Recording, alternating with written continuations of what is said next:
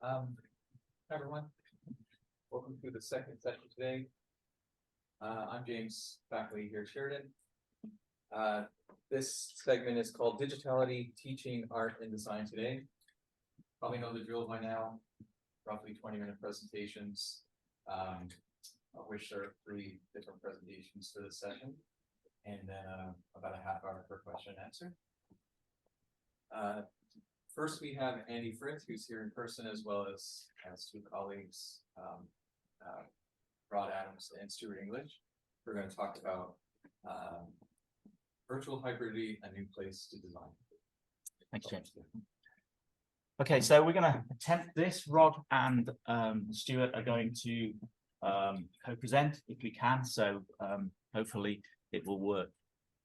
So what we're going to talk to you about is a paper that we're writing at the moment, based around an action research project that we did. And we're exploring the use of VR in a studio setting, in a physical studio setting, and looking at challenging the future of teaching and learning through this, and embracing the concept of this idea of VR, but not singularly, but as a support for the physical studio. So over the next 20 minutes, we'll detail the investigation and try and put together some form of analysis of this sort of new expressive pedagogical form. So the project was devised to explore this idea of a hybrid studio, and it's a place where design is practiced in a physical space, a virtual space, and a digital space simultaneously. That's what we were trying to look at. In its simplest form, the design studio, as we know, is a safe place where we exchange ideas.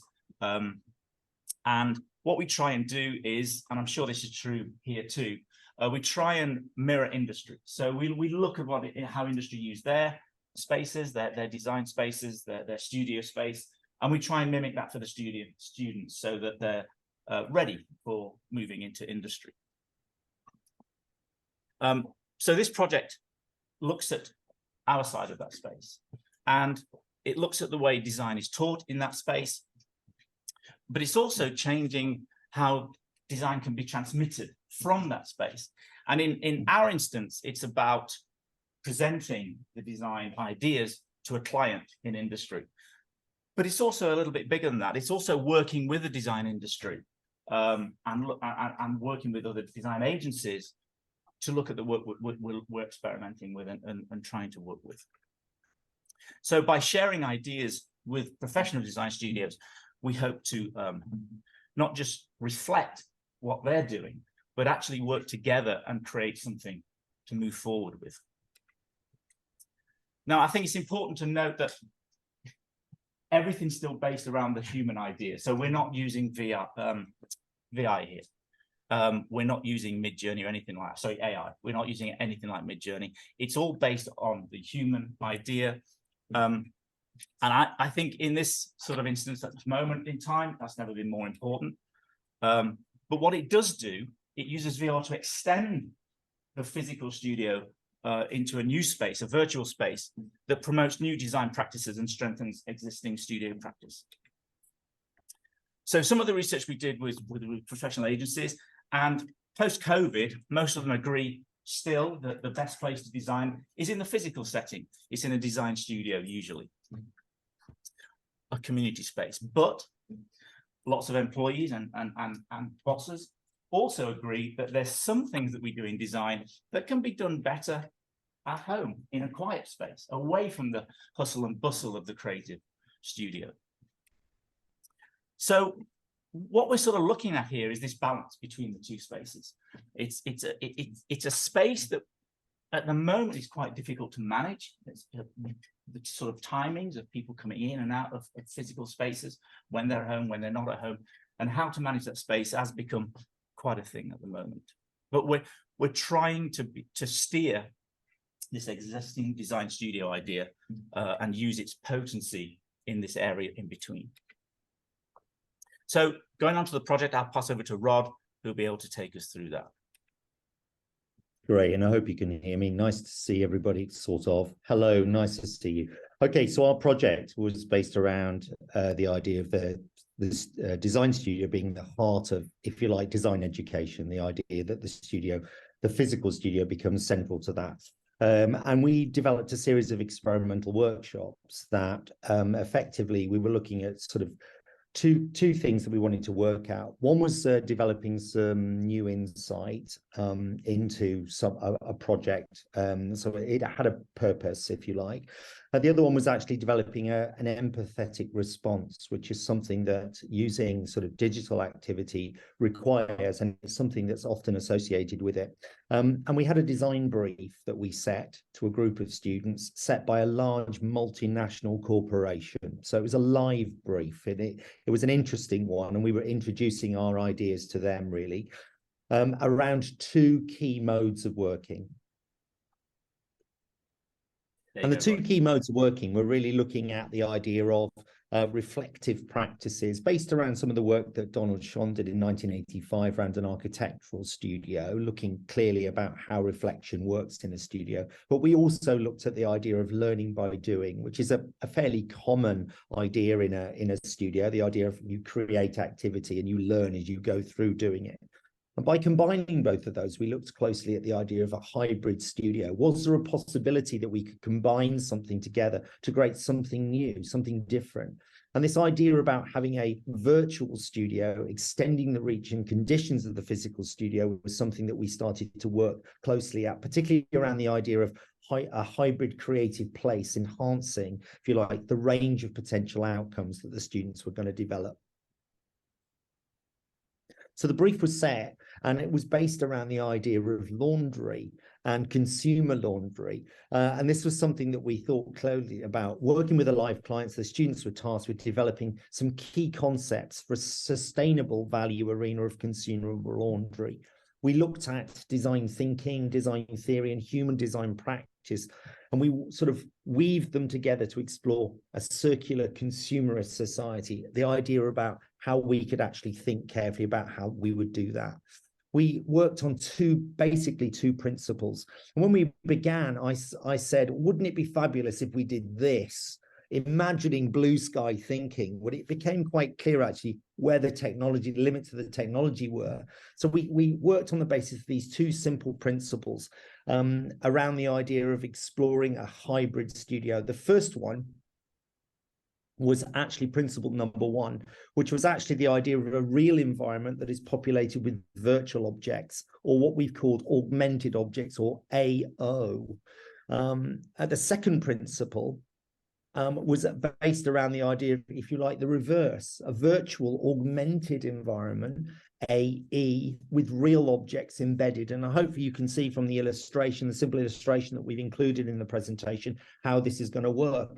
It was that simple, and we're explaining this to the students. We worked with these principles with the students for the project. We looked closely at the project outcomes and aims, and particularly around the difference between the physical studio and the X studio, or the virtual studio that we developed. We looked at how they sat together, and we explored the creative knowledge and processes as it altered between the physical environment and a new X studio, X Studio 1. On the basis that we were going to insert each one of our principles into this particular kind of space, which was interesting, developing a newness and a hybridity between the two, if you like, a separation between the two, and also looking closely at the idea of making sure that we understood that there was an overlap between each of these two conditions, and a recognition, if you like, of a betweenness that existed between these two. They were both separate, but they were also both combined, if you like, into a hybridity. Students use both of these environments to trigger their creativity inside our studio, our hybrid studio that we developed for this brief. So we teach human design through this idea of empathy. It's quite a big thing that we base everything around. And empathy has been referred to as,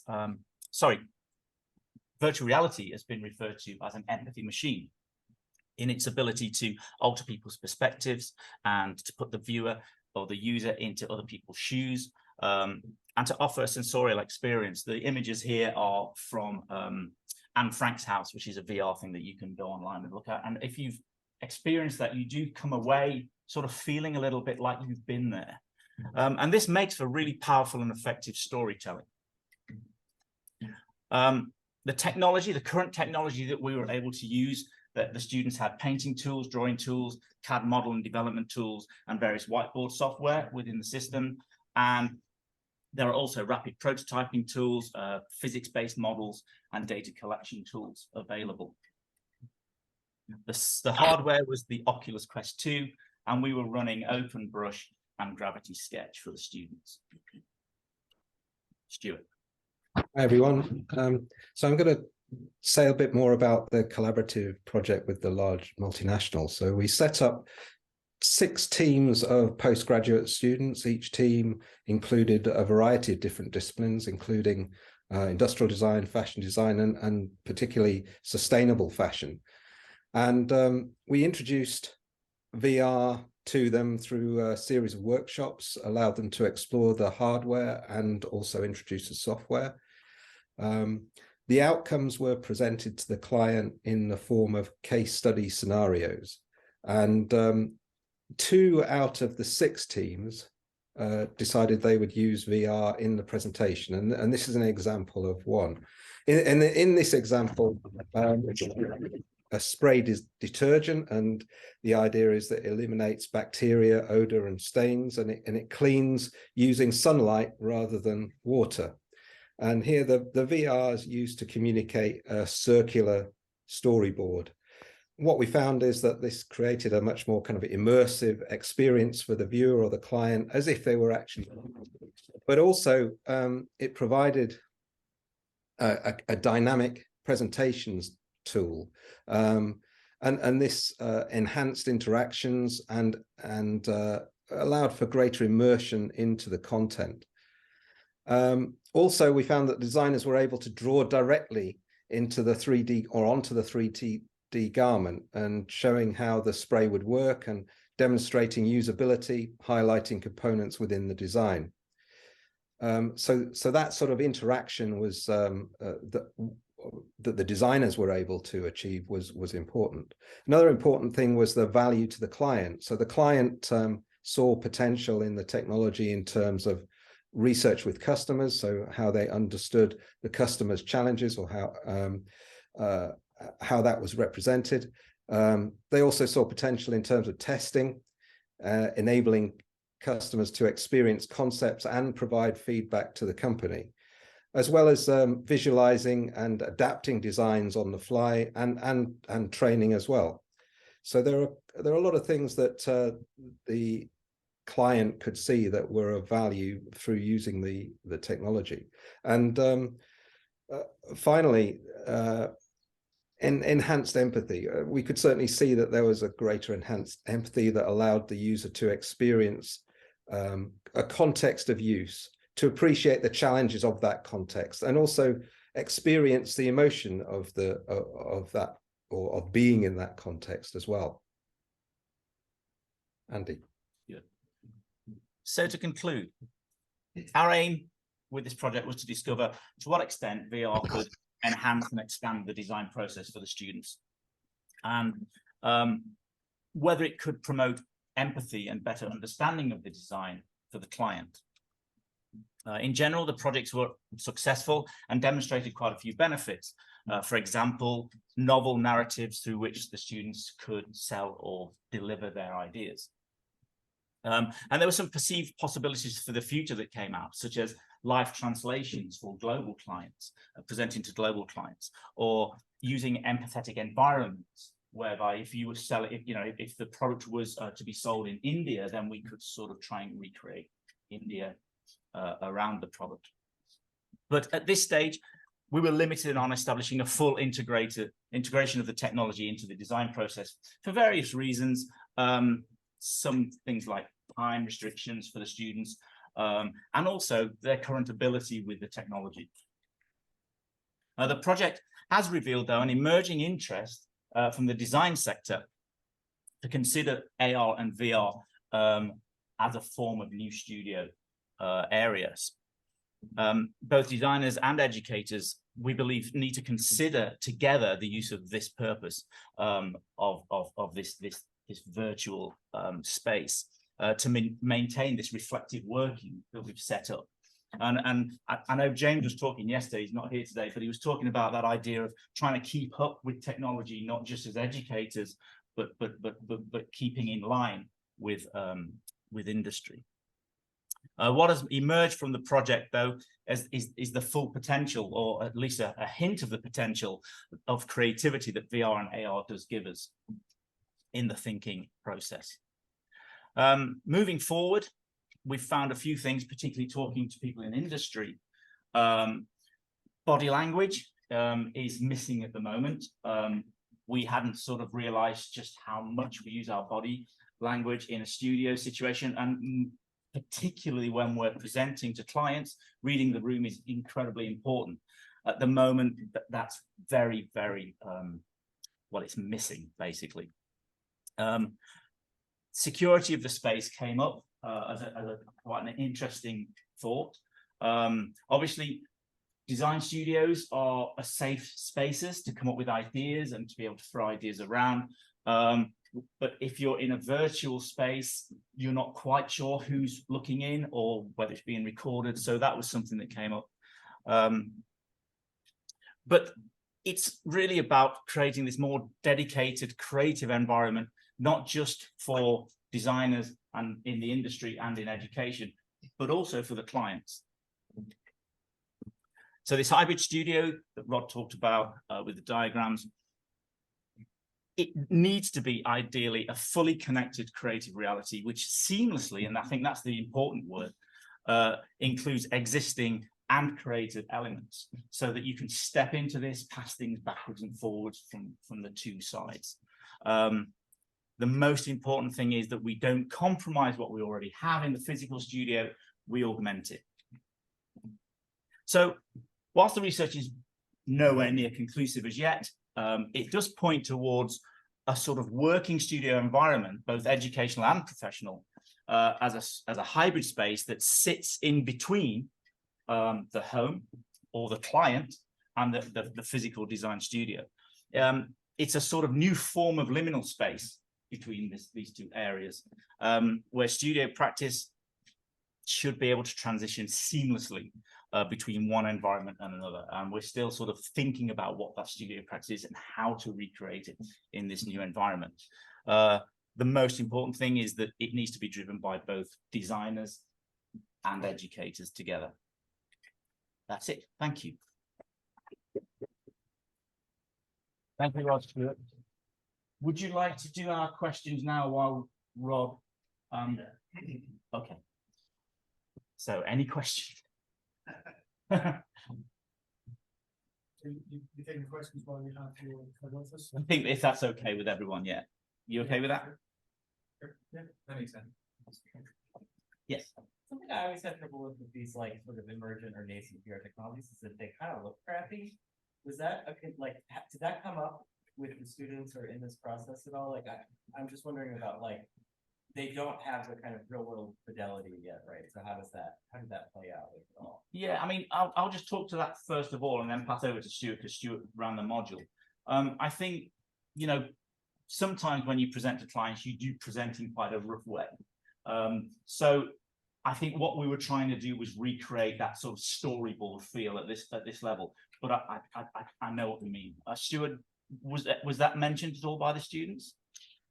Sorry, could you just repeat the question? I'm sorry, I didn't quite hear it. Shall I repeat it so they can hear? Yeah. It's this new technology can look quite rough, and unless you're throwing lots of time and money at it, you can't sort of, you know, unless you're Pixar, you can't sort of round those edges off and make it look absolutely fantastic. Was that brought up at any point by the students or the client? I think that the students would have liked to, you know, they'd all like to be really big experts in doing this and create things that are really well resolved. But I think what we did find is that there was a sort of a physical relationship with things, and being able to present in that virtual space meant that the client was actually had that kind of physical relationship with the things being presented, which you don't get through presenting a storyboard on screen. You know, that kind of physical the kind of physical memory of that carries forward in a way that it wouldn't do simply as a storyboard on screen. And I think that was an interesting observation. One of the observations, Andy, that I had around that, actually linking to Stuart's thing, that I felt that when the students were presenting to the client, they were sort of, for want of a better word, feeling their way a little bit and understanding. They'd obviously presented before, but they were, you know, the idea of actually having this additional item or this additional technique, if you like, of presenting created quite an interesting sort of dynamic in the room. Should we present it? How do we present it? Should, you know, is it presented in a certain way? So I think there was some very interesting things. I mean, they presented very professionally, but we were sort of, it was new for us all, really. I think that's a best way I can describe it. Yes, please.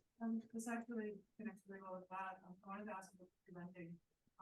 Were the students within the virtual space presenting, and then were the clients or the partners as well in there? Like, was it all within like a co-inhabited virtual space? I think that was the case. Stuart, were the students and the clients both in the virtual space?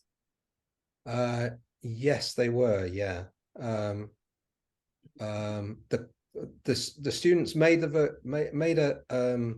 well, in fact, they were in a physical space with with virtual things in there. So they both had headsets on, but actually they could see the physical space as well as the virtual things that were being put in the physical space. So yeah, they were in the same space. They were in the same space physically, and they're both experiencing the same virtual elements within that physical space as well, if that makes sense. I think that makes sense. We've got smiles, so I think it makes sense. Reading the plan. Yeah, exactly. It's something we wouldn't be able to do. Any more questions? Yes.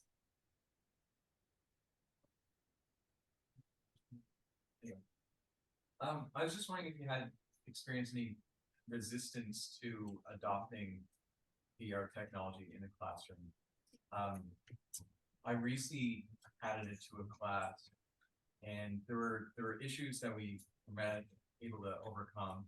One is typically, you know, if there's only 6 headsets for a 20-person class, that could be an issue, as everyone can't be in the same environment. But it's also, you have all these headsets on someone. You know, how do you engage in a teaching environment like that? I think you also said at one point you used Gravity Sketch. Is that right? Yes. Yeah. And I was curious if you had any issues with the interaction, like the building methods for that, because we faced a ton of resistance from students in building with that because of how kind of awkward it was. Mm-hmm. I don't know. I wonder if maybe your students are a little bit more advanced in the technology than ours were. But again, I'll pass over to Stuart because it was Stuart's module. Stuart, did you hear those questions? Yeah, I think so. I think that I mean, we ran 6 teams, and only 2 of the teams really got to make a presentation using the Oculus kit. Yeah, there were difficulties that the students. So the students were constantly asking themselves, well, how do we get to communicate this thing that we want to using that technology? And there was a case of learning, and in fact, I think even in the 2 that presented using the Oculus, they would have liked to have taken it a bit further, and it was, as you say, you know, it was a little bit rough and ready, but nevertheless, I think those two teams did feel at the end that they'd sort of learned something from it, and they were able to experience something that they wouldn't have done had they just gone down an on-screen sort of presentation. So I think that was one thing. And then in terms of only having a limited number of Oculus kits, so I think we had about 6 Oculus kits as well. And what we would have liked to do would be to show what the client was seeing on screen for the rest of the class, and we weren't able to do that. And I suppose when everybody was in class, there was a bit more kind of physical interaction with people, really. There's a bit more kind of touching and guiding people, and so there was, we did sort of see that. I think if we were to do it again, it would be great to have the client view on screen so everybody could sort of see what was going on. But nevertheless, I think it was a lot more, or it became a lot more interactive between the people involved than it would have been had they simply presented on screen. And I think that was a good part of it, really. It engaged the client. Was there any moaning about Gravity Sketch? Sorry, say that again. Was there any sort of upset about using Gravity Sketch from the students? They either got into it or they didn't. So some people chose to get into it and some people chose not to. And also we're using Gravity Sketch on a computer and then importing that in some cases, and in other cases we're actually using Gravity Sketch in a 3-dimensional environment. And so so there were different things going on there as well. The kind of more refined models that were being produced on computer and then being viewed through Oculus, and then less refined models that were just being produced on the fly within a 3-dimensional environment. I think it's an interesting question around resistance. I think it's an interesting word that you've used there, the person that's asked the question. I mean, the staff certainly weren't resisted at all. We were quite keen to get the students to use it, and they had an option whether they wanted to use it or not. And the two groups who finally used it, it's sort of, if you like, everybody had a go and everyone was keen to explore and experiment with the technology. And the final 2 teams were the ones that just settled, and it seemed the most appropriate use. I don't think anybody actually rejected it outright to say, look, I don't want to be involved in that. I think it was more about appropriateness and application to their projects. I think that's how it actually landed. And it would have been quite interesting to almost insist, but that wasn't the nature of the thing at all. And I mean, the client was very, very curious around the whole application and how it could be used. And that was part of the fascination of the fact that the client was so curious about how they could use this in their own applications of their business. That's the bit I was fascinated by, and it's a distinct watching brief with them as an organization.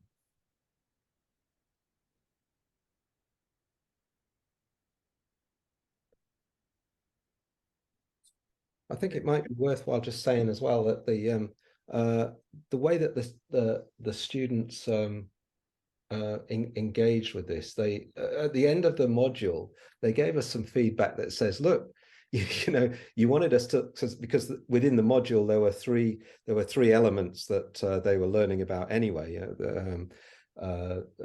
Creative thinking models, research principles, and contemporary influences. So you want us to learn all of that, and then you want us to do that, to do a project with with our external collaborator, which requires us to work as a team to do that, and then you want us to learn of all of this technology that that we've never seen before. So they were, some of them were a bit overwhelmed with all of that, and we did get a bit of pushback as far as that's concerned. But I think all of them, when they look back on it, they realize that was a valuable experience, even though it was perhaps a little uncomfortable for some of them at certain points. Sorry, yes. Yeah, I think it picks up on, I think it's really, picks up a little bit on that point. I think, Andy, you said about you started with the idea of wanting to expand the experience of design for the students. And it seems to me you've managed to do that very, very effectively. It's almost like it's a really interesting, well, you've opened a kind of very interesting you mentioned sort of empathy for the students, the technology they have to learn, the lessons that come from industry, sustainability was in there. I just wondered, is there one or a couple of those themes that are going to inform what you do in the future, or is it? It's a really good question. And you're right, it was probably bigger than we thought it was going to be. We sort of approached this by saying, wouldn't it be great if a designer had a bit of paper and could pass that bit of paper to another designer who could work on it, but they're somewhere else. That was where we started from. And as we started to sort of get the Oculus and put it into the module and get the students involved and get the client involved, it did start, a lot of things started to bolt onto it that were very interesting. And any one of those could be taken away, even just the idea of body language could be taken away and thought of for quite a while. But again, I'll pass it over to you guys. Is there one thing that we've taken away from this that's probably the most important? I can just, I mean, you're right, Andy. I mean, we started with high expectations, and actually we had to modulate what we were doing simply because of the technology. The technology didn't limit what we did. It controlled what we did simply because we wanted to get some value out of it, and that was the critical point, really. I think for me personally is the one thing I would take away from it is not to be feared by the use of technology, and making sure that the students feel that they can use it and advance themselves with it, rather than the idea of it just becoming a bit of a curiosity in the corner. I mean, I know I've said that the client was curious, but the students really, it's something that we really need to apply in a lot more education, actually, in a way, whether this is virtual reality or indeed else, AI, etc., etc. But it was an interesting exercise in having some technology and using it with students, and particularly with the client. That was the bit. It was that triangular thing that was fascinating to see how each one of them dealt with it as part of an application. It's definitely something I would use again without a shadow of a doubt, and we've learned a great deal from it. I suppose in my own personal view, I've treated this very much as a sort of extended pilot. Actually, it was a little bit more than a pilot, actually, but it was an extended pilot. We'll definitely do it again in some form. I think for me, there are kind of two things. One thing that I would have thought about before, and one thing that I'm just thinking about now. So the thing that I thought about beforehand would have been the ability to imagine things within an existing space, and imagine real things within, virtual things within an existing space, and also imagine real things within a virtual space. So I think that was that hybridity was an important thing that we take forward, I think. And then the other thing that that really it's coming up for me as we're talking is this thing about physical memory actually being able to move at the same time as experience a design proposition. Actually leaves you with a different appreciation of that proposition than simply seeing it on screen or trying to appreciate it purely intellectually. The actual the way that we move around things and the way that we have that sort of physical memory about things it is, I think, another facet to this that that is sort of big, that I'm beginning to reflect on now, really, I suppose. And I think from my point of view, it's the limitations that are really interesting. When you start to look at a design studio, those water cooler moments are really important to a lot of people, where you see someone else's project, but you're not meant to, and you start talking about it and you start sharing ideas. And it's things like that that I find the most interesting. How do we get those moments into that space? Thank you. Thank you. Thanks, guys.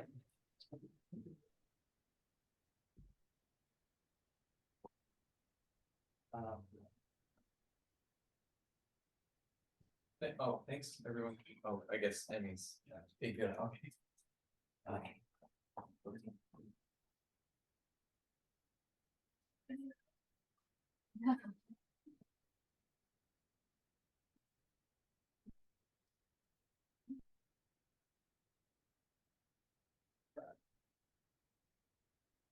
All right, so our second presenters today, co-presenters, are Brianna Shanahan, David LaRue, and Jeannie Kim, analog teachers in the digital realm, 3 artist educators teaching community art classes online.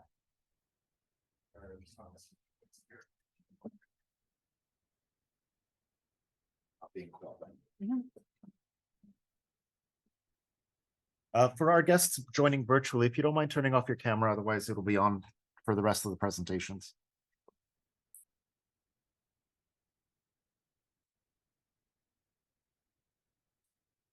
And can somebody trust with the controller? Yeah, we're good to go. All right. All right. Thanks so much. Thank you all so much for being here.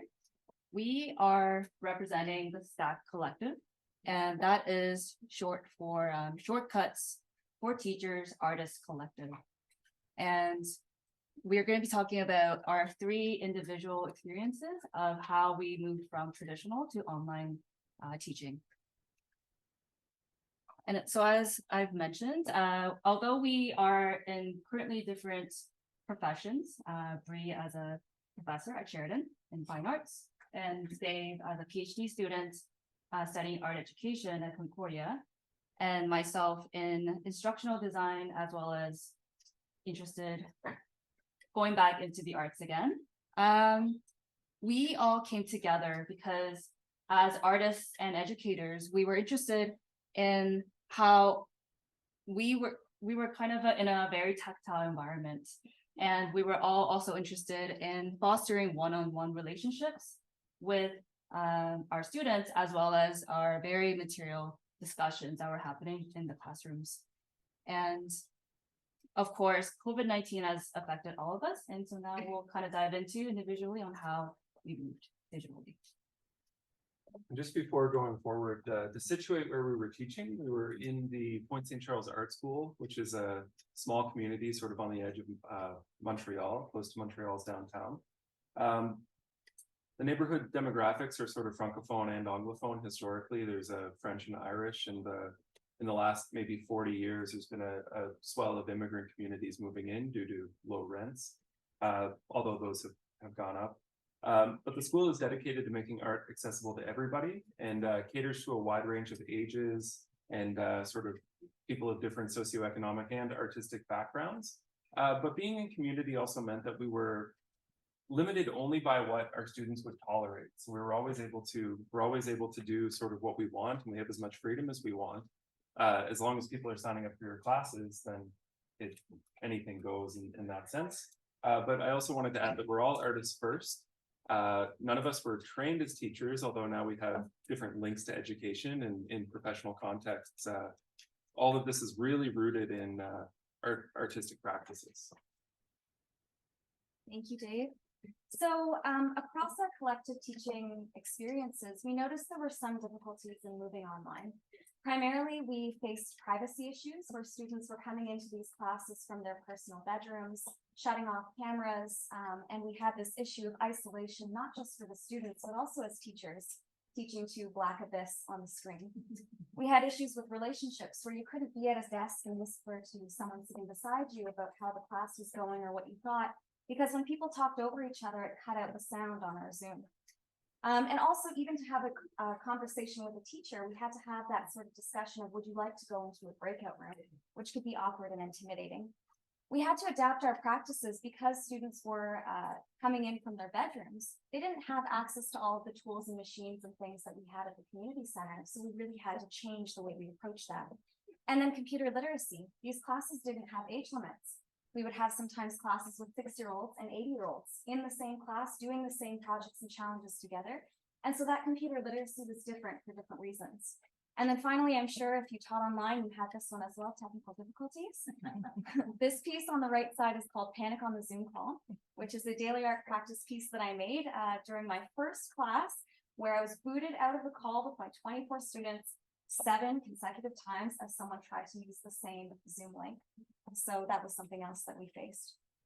To discuss daily art practice, this is an artistic research practice. It's a methodology, and I've developed it into a course over the COVID-19 pandemic.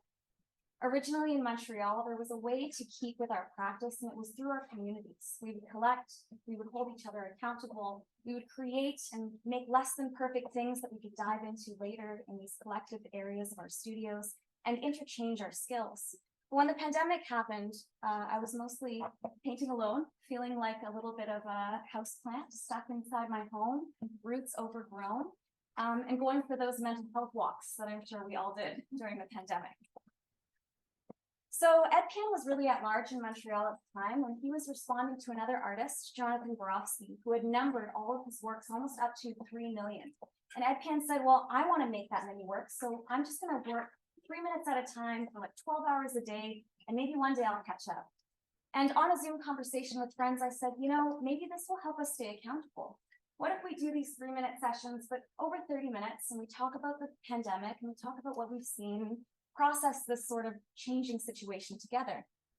So Dave invited me to speak at his Landscaping the City class, and mostly I talked about walking, and I talked about making art about walking, and about this sort of collective thing that was happening online to fight isolation.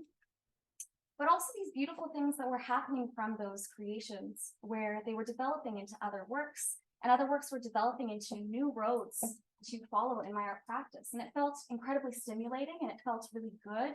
And I felt like I figured out some sort of path out of a funk. And I really wanted to bring that to students because selfishly, I wanted more artists to talk and commune with. And also, maybe unselfishly, I wanted to share this with other students. So I created the day-to-day art practice class and started presenting it at the Point St. Charles Art School. Whatever the section of that class was, whatever the sort of main practice, it always followed a 30-minute, 3-minute session of output, so that at the end of an 8-week section, all students had 80 different drawings or creations like photographs, sculptures, AI creations that they could then delve into later. We followed that with a challenge, which was a little bit more time working on a project together. An example of a longer challenge was the Waves Class Challenge, where we analyzed waves of sound and waves of color, how they all are on the same wavelength, but are understood by different sensory organs, and saw ourselves as sort of able to take the sounds and create these color outputs together. So students across all ages would play their favorite song on YouTube, and we would respond to that in drawing form. We used Padlet a lot as a way of keeping count of what we were doing, sort of like a daily journal of what was being created, and also as a way to break down those intimidation barriers of responding to other people's work. Because students were able to sort of comment on works and be like, I really love this in class, or maybe you want to look at this artist. It ended up being a great forum for that interchange. But the greatest program that I found and used, and still use now, even in in-person classes, is that of Art Steps. Art Steps is a VR virtual gallery. At the end of every class, we would have this virtual vernissage. So whether the work was a 3-minute quick sketch or something that was more invested, students were able to blow that up into the space, and we would have a moment to sit down, dress nice in our bedrooms, and celebrate the work of the session. Students were really proud of this, and coming from very different backgrounds, some of them artists, many of them not, many of them hobbyists or people who felt that they missed the train on being an artist and couldn't have access to that, really felt respected in their practices and were built up with this resilience because they saw it in this format. This format made them feel like real artists and gave them the resilience to continue to practice their art And it's something that I actually find with students in my in-person classes works as well to help foster that. And I pass it now to Jean Kim. Thanks so much, Bree. And so for me, specifically during COVID, I was in Montreal. I was just finishing up my master's in art education. And what was really beautiful about that program is part of it is not only writing, but also creating an art piece.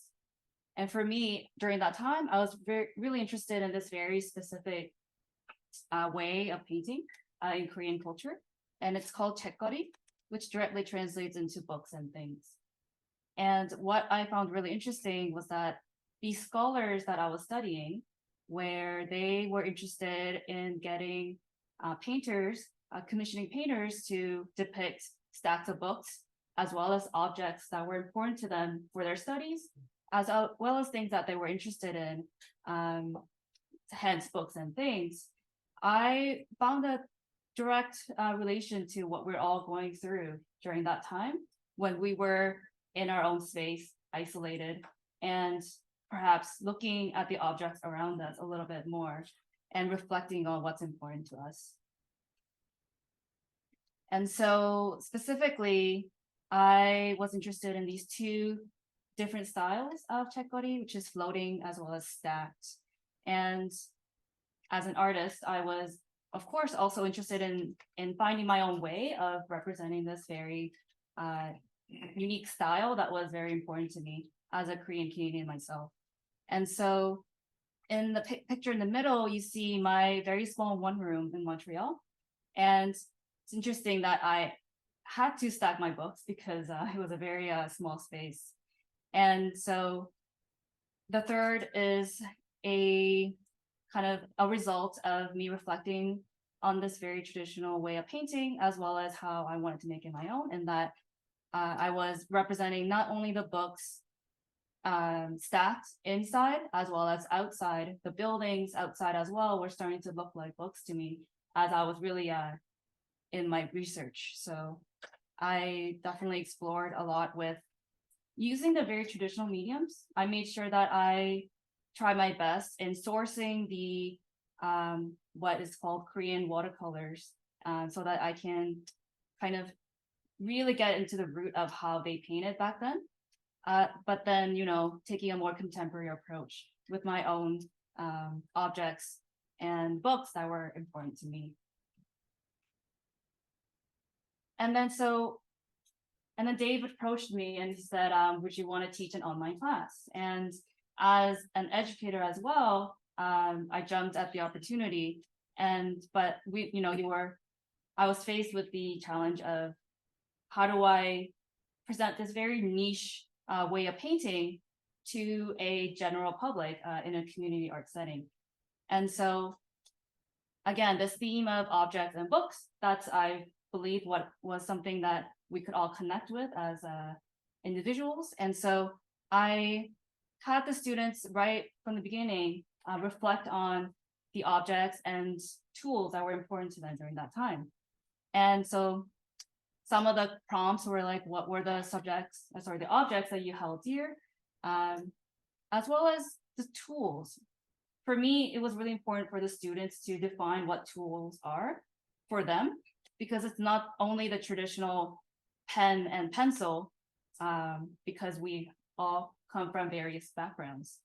And as well as books, of course, those are important as well. But ultimately, I got the students to have agency in what's important to them. And this is just a screenshot of students coming together and talking about an in-progress work of one of the students. And it was really interesting to see how, the students were kind of shy at the beginning, but then as they started to talk about their objects, they opened up a bit more, because that's something that we could all kind of come together through this theme. And fostering online relationships, although it's difficult, I believe that we managed that through connecting on and reflecting on the objects that were important to us.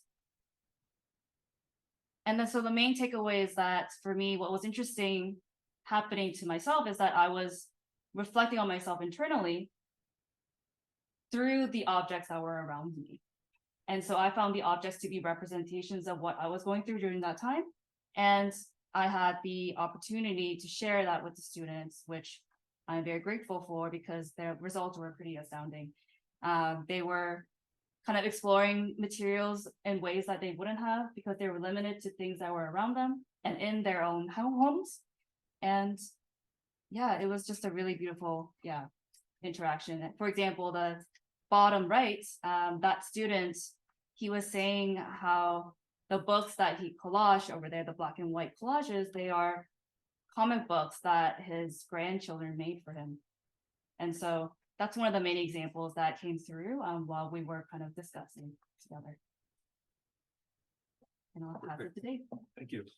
So like Brianna and Jeannie, when the pandemic hit, I was I was already in the throes of my doctoral research. I had a plan to do an oral history and research project pertaining to the Montreal Sud-West and the changing sort of economic and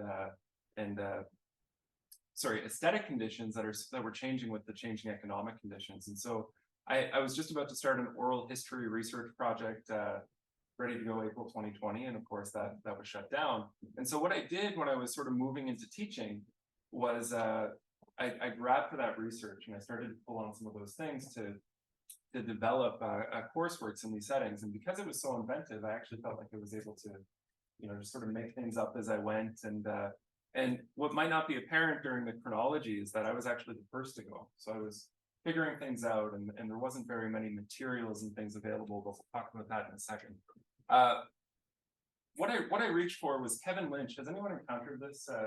Some of you have. Yeah, the urban sort of architectural people might have encountered this work before. And he has this theory on the image of the city, which is that when I say Montreal or when I say Toronto, you probably have a relationship to the way that city is structured aesthetically, based on the ways you move through it, based on the sort of media you've consumed about it.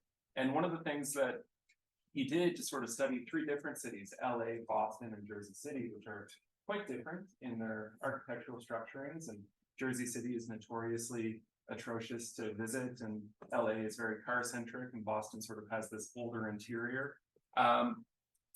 Is that he worked with human participants to have them draw maps, and from these maps he analyzed sort of the elements that made a city either aesthetically pleasing or easy to work through. And from those maps he sort of developed this theory of what makes a city livable. And so his argument was that the image of a city, the big image, the sort of thing that conjures when I say maybe Montreal or Toronto, is made up of many small images that people develop from their individual relationships. And so what I did was I drew from this idea, and I thought, why don't I just have students articulate their own image of the city? And so we started with a combination of experimental, sort of imaginative exercises like map making and looking at what elements students had in common and what was significant to the students through those engagements. But then we also did whatever we could do with materials we found at the dollar store. So there was some pretty severe supply chain issues, especially in the first couple of months, where if you ordered paint online, you might get it in some cases 6 months later. And so I was doing whatever I could with a pad of paper and a pencil, and that's all that was required from any of the students throughout these. And so we worked through some basic compositional things as well, such as value studies and armatures.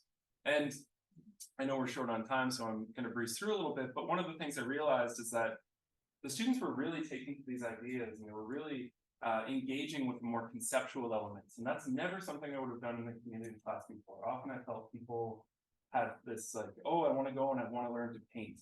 Well, what if we combine that with some of the more conceptual elements? And what if we combine that with some of the more theoretical things that I might have thought might be interesting to a university class? But people were eating it up. And so what I did is I pivoted the last 3 weeks of planned instruction, and we actually did a final project. And I asked people to draw on their image of the city and some of the things that they had been noticing through course content. And so on the left here, you see the work of a student named Nuella, who took all the storefronts in Point St. Charles and put them into an imagined storefront. And there's all kinds of old businesses there that cater to different cultural communities, or maybe they're there's things like a church in here that was significant to her, and the coffee shops, the sort of old timer but hipster coffee shops, and she put them all together, and we had some really interesting discussions about the ways in which, as rents rise and people are being moved out, this sort of works as a metaphor for the cultural, the multiculturalism that exists in the neighborhood, but is currently under threat. In the middle here is a student named Catherine, who was really interested in people like Montreal's Beaver Hall group or the Group of Seven, and they did some really wonderful sort of formal landscapes, playing with light and shadow, color, things like this. And on the right is a student named Leon, who grew up around the Black Cultural Center in nearby Little Burgundy. And unfortunately, it shut in the 80s due to a lack of funds, but the building remained, and there was talks of reviving the building. But a retaining wall collapsed in the early 2000s, and it was later sold to a developer for peanuts, really. But he was drawing the rubble at first, and then he started to notice spaces in the rubble. And his project was 7 or 8, or maybe it was 5 or 6, I can't remember at this point, but different faces he saw from these abstract shapes. And so what I found astonishing was the ways in which people were working with the ideas I had in my research, but were really bringing them to life and making all sorts of artworks that I could never have even dreamed of making. So from this, it actually changed the direction of my research. I'm now working more in education, and I'm working specifically in community education. But I'm also, I feel more liberated to take artistic freedom in my teaching, but we'll talk about that in a second. So Dave, Jeannie, and I came together as the pandemic was winding down and these community courses were becoming more in person. And we talked a bit about the successes that we found in moving online as we reflected on our different classes. And one of them was intergenerational participation. Because people were in their homes, they were able to attend with their kids, with their grandkids. This picture on the right was a work done by Omar, who was my student, 7 years old, whose mother was a PhD doctoral student, whose grandmother was an art teacher, and they all were in the same class together. And we found that there was so much exchange and so much that we could learn from Omar, from Rosa, and from Louise in that same class setting. The materials and ideas became more open, and there was a freedom to try new approaches. Some of our key takeaways from working with the community center is that the classes allowed for a breakdown of certain barriers. We weren't beheld by institutions or by our provinces to do certain things with this course curricula. We really could do what we wanted. And so we were able to play with that and respond to our students as ideas came up. People were more willing to explore and try new things online because it was as easy as the click of a button. They could join this class or that class from the safety of their home. They didn't have to worry if they had experience or not. It was just an easy sign up in the same format from their bedrooms. And classes were more inventive and responsive than they might have been otherwise. Finally, adaptations and restrictions led to contemporary takes on course building. As new technologies came out, we were excited to try them. It was a great testing ground, and we had wonderful responses from our students. So as a collective, we want to thank you so much for listening to our presentation today. We also wanted to just mention that tomorrow we will be presenting the welcome problem at 11 o'clock. And thank you. Thank you very much.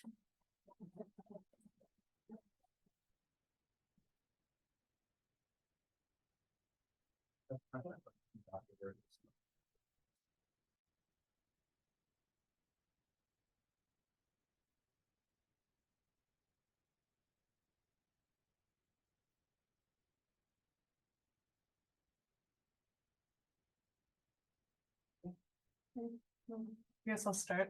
This is the title page. So do you introduce me? Or? Yeah. Okay. Is there It's not on the first page, but it's on the second. It's fine. So our third presenter today is Katie Graham, who is going to talk about whose title is The Create-a-thon Using Experiential Learning to Build a Better Program. Okay. All right, this is the title page. All right. So anyways, thank you very much for having me here today. As I was introduced, I'm Katie Graham. I'm from Carleton University, and I'm part of the faculty of media production and design. And what I'm talking to you today is about an event that we created called, how do I advance the slides? So the event is called the Create-a-thon, which which is similar to the idea of game jams and hackathons in that it's a quick design sprint that the students from our program participated in to create a design together. In the end, we had two different events that were funded under the initial part. The first one was a 4-day event from April 29th to May 2nd of 2022. It was hybrid with both online and in-person participation. And then the second one was just recently, it was a full day on Saturday, March 18th, fully in person as last year. But before I really talk more about the Create-a-thon, I kind of need to set up to understand why it was created by introducing to you the program that I'm part of. So Bachelor of Media Production Design, which I will continuously just call BMPD, is a very new program at Carleton University. It only started in September 2018. And it was created because from kind of a collaboration between the School of Journalism and the School of Information Technology. And together they came together and decided that a program needed to be created that focused on fact-based storytelling using new digital technologies. And the program itself has students taking courses from within the journalism curriculum, as well as in information technology courses. But it also has core courses taught within media production design, taught by the 3 core faculty members in that discipline. And to really understand how focused we are on multidisciplinary and interdisciplinary, the backgrounds of us 3 faculty really express it. So I come from an architecture background. I focus, all my research has focused on, actually interesting enough, virtual reality storytelling for architecture. So it ties us back to the first presentation. My other colleagues, one focuses on game design and has a music background too, and the other one focuses on fine arts with a focus on research creation. And so it's very diverse, and the students learn multiple different skill sets. And very brand new program when that has all of this great work that you can see. I'll just go through quickly, showing that they learn storyboarding and animatics, augmented reality. This is stuff within the first year in their storytelling courses. They learn mobile prototyping using either Adobe XD or Figma. And they also learn web design and how to use interactive storytelling tools within the websites themselves, as well as more programming and game design. So this was, I think, with Python that was created. So lots of different skill sets taught.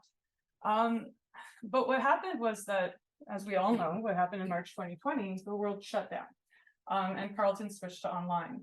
And this was especially impactful for BMPD because, as I said, we were brand new. That was only within our 2nd year of the program that we switched to online. And for Carleton University, it was online for the full entire next year. So for 2020-21 academic year. And then although it was partially in person in 2021-22, our program remained almost 90% online, with the courses that were in person also hybrid. And a lot of the students were international, so they didn't come back that year. And it was a lot of that online learning where you just see the black squares. And as much as we were able to address this within the classroom, I mean, we are a digital media program, we did a good job switching to online. Our courses were way better because of it, and they still are. But I guess it's a bit of a brag, but I think I'm pretty proud of it. So we did a great job within the classroom, but we didn't have much of a BMPD community for the students, and even actually so with the faculty at large too. And that's because we had nothing established before. At the very beginning, we had the starts of a student society forming, but since they were pretty brand new and didn't really understand how to make it work, it fizzled out as soon as COVID happened. We had no standard events, standard protocols or things that would happen. And we didn't even ever have a graduating year until last year. And even that was still pretty much all online. So it was hard to fully understand how to celebrate all of it. So we knew something had to be done. And that's why we created this event. So the Create-a-thon had many different purposes, but the one that I really wanted to focus on was that idea of building more of a BMPD community for the students. And this was going to be done through the collaboration that this event would have. And so there were 3 main objectives. One, to include experiential learning, to have them use their skills outside of the classroom and apply together. We really wanted to encourage creativity, so they were pretty much open to do whatever they wanted, and I'll talk more about that in a minute. and that foster collaboration that would really help build that community. So we wanted to mix students from all years of the program within the groups to develop their skills. All right, so I mentioned briefly that the format followed the idea of hackathon and game jams. People know what those are? Okay, so get some nods, some not.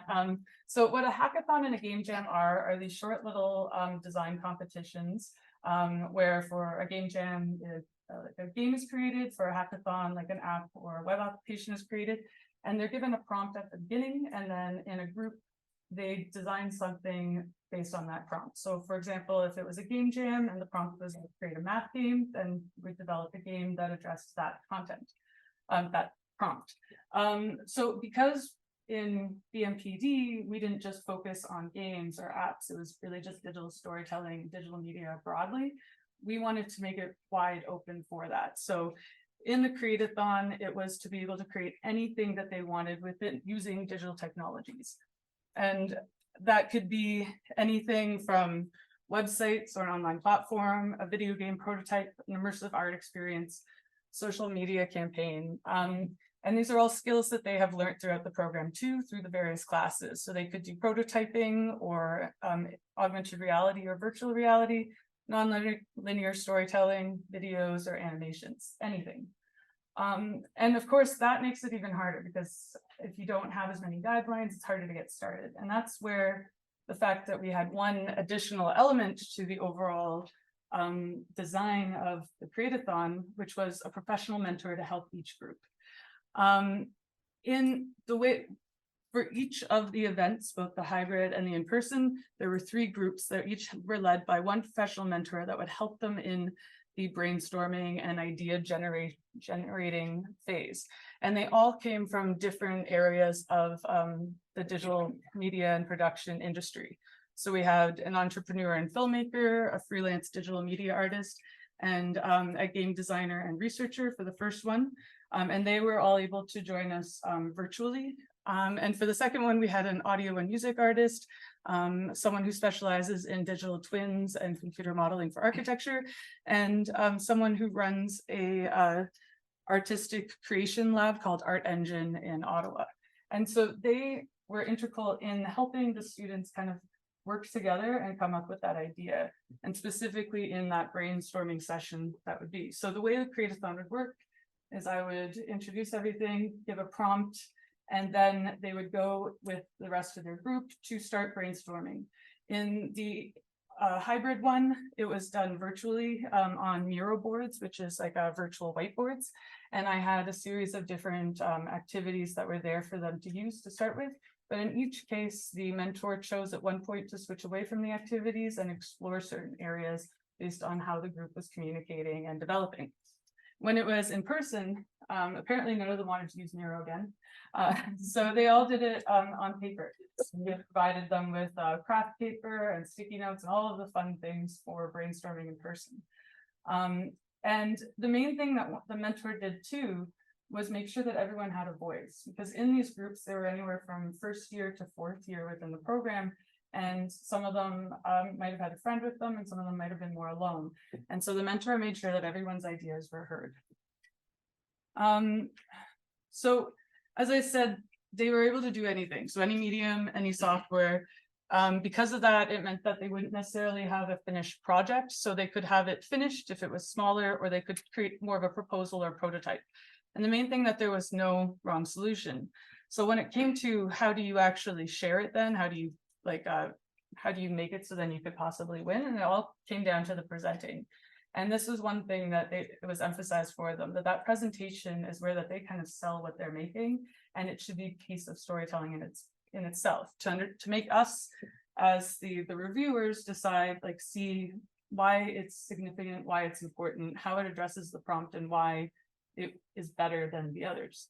And they definitely didn't make it easy, because they all had excellent projects, which I'll show you in a moment. Which actually I think is the next slide. So we gave a prompt, and for the first one, it was how to help students acclimatize to on-campus student culture. So this was very a prompt specifically for that time, because Some of the students who came in person actually hadn't been on campus yet because all of their classes were online that year. So some of them, it was the first time that they found the room that the thing was in. And then others were maybe still hadn't even been to Canada yet if they had joined during the pandemic and were joining us remotely. So this was an important one. In the end, all three groups created very similar projects that they all created prototypes for an app to help navigate around campus. And the winning group, it was very hard to choose, but they created something called See You Go, which was this mobile prototype that focused on navigation through campus and helping you with connections. And that connections was really what was emphasized here that made it stand out. That not only did it help you navigate to your classes, to the library, or to office hours or whatnot, it also allowed you to not feel so lonely on campus. That they've made and also a short video like commercial to show it. But by answering certain questions, it would help connect you with clubs of interest or other people who might have had similar interests too, who expressed a desire to reach out. But it also would give you, if you posed like some struggles of any way, it would help give you the resources on campus to go. So if you needed to get additional support, it was all there. And they created a great package within the whole thing that was presented really well. You can see here. The two runner-ups, also excellent projects, which I don't think that video is going to play, which is too bad, but they both created apps as well. This one was designed within Figma, and this one was incredibly detailed. And the fact that they did it within a weekend was incredible, but it was the go-to app that would replace all of your apps. So you no longer need anything else but this on your phone to help you with socialization, organization, and location. And you can see that they used all the skills within the group, that there was one person who more focused on art, did the logos, one person who is incredible at doing the wireframing, and he did a lot of that, and then someone else focused on the storytelling and additional like that. And then the last group, another app as well. As I said, it was interesting. They all ended up with very similar projects, which might have been because of the prompt. It was definitely because of the prompt. But anyways, they picked a more personalized wayfinding tool that after you answered a few questions, it was more of a personalized mapping that would direct you around campus and bring you to places that were specific to your desires and likes. So if you express that you like soccer, it may at one point say, oh, you have some time, do you want to go around the science building where there's a hidden soccer field? And so it'd help you explore that way. All right. So that was the first one, about 4 days. Very fantastic projects. They had all weekend, and some definitely worked without sleep. So the second one was just 1 day, so 9 to 4. And the prompt was my so-called digital life, which none of the students got the reference, but all of the mentors do. And anyone here who got the reference probably has a similar age to me, but this was the prompt. And the first trace, and so video should play. Is there a way to play the video, or? It might play on the next one because I have it on 2, just one without sound. Okay, so we'll just watch part of it without sound, and then I can talk over it. And I think that's better because of time. So they created an informational video that had one of their people followed the other one around and pretty much just yelled at them the whole time. And here they're just talking about all of the different things going on gossip-wise. And this video was kind of like a more you know type videos to really express the idea of boundaries within digital technology. So what's happening here, she's going ring, ring, ring around her, and you'll find out momentarily, if you hadn't already figured it out, that she is actually her phone. And there'll be a message in a moment. So now you can see how lonely she feels. So you have boundaries with your friends, have some with your phone. And then the main thing that they wanted to express was that when we have boundaries with people, but we forget to impose them with our technology.